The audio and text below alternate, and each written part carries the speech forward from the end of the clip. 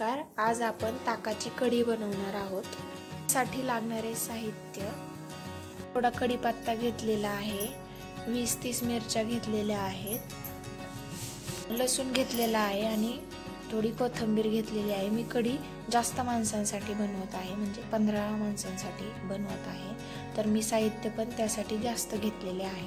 ते आपण बेसन पीठ मिक्स करून घेऊया।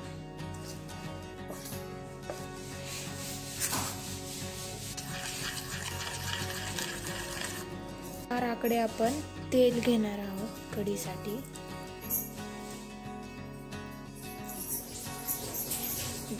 गरम झालेला आहे, आपण त्यामध्ये 1 चमचा मोहरी, 1 चमचा जिरे, 1 चमचा हळद टाकलेले आहे। नंतर कढीपत्ता,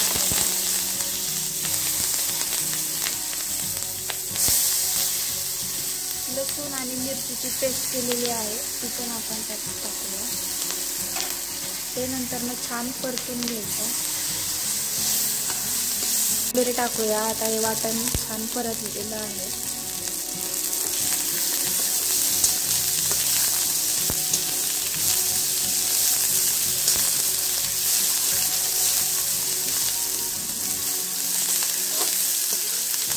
ताक आणि बेसन पीठ मिक्स केलेलं ते आपण यामध्ये टाकून द्यायचं आधी।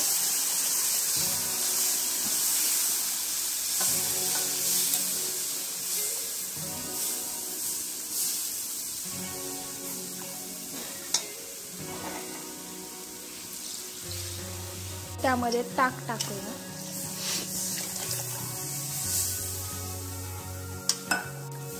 ताक सगळं टाकून घ्यायचं त्यामध्ये।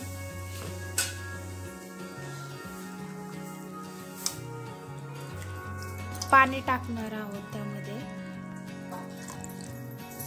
तुम्हाला जशी कन्सिस्टन्सी पाहिजे तसं तुम्ही पाणी टाकू शकता, म्हणजे पातळ, काहींना पातळ कढी आवडते, काहींना घट्ट आवडते, तर त्यानुसार पाणी टाकायचं।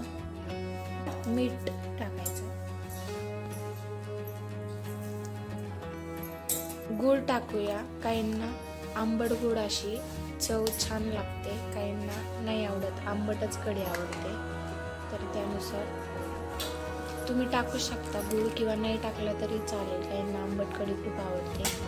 तूप टाकूया, म्हणजे तुपाने छान लागते कढीला, चव छान येते।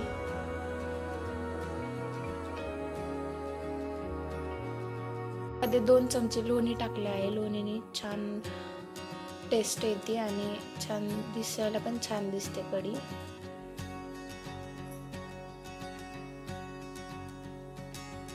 जास्त उकळी येऊन नाही द्यायची, म्हणजे 5 ते 10 मिनिट ठेवायची, पण थोडी उकळी यायला लागली की गॅस बंद करायचा। जास्त उकळी आली तर कढी अशी नासल्यासारखी होते, त्यामुळे कढीला जास्त उकळी येऊन नाही द्यायची।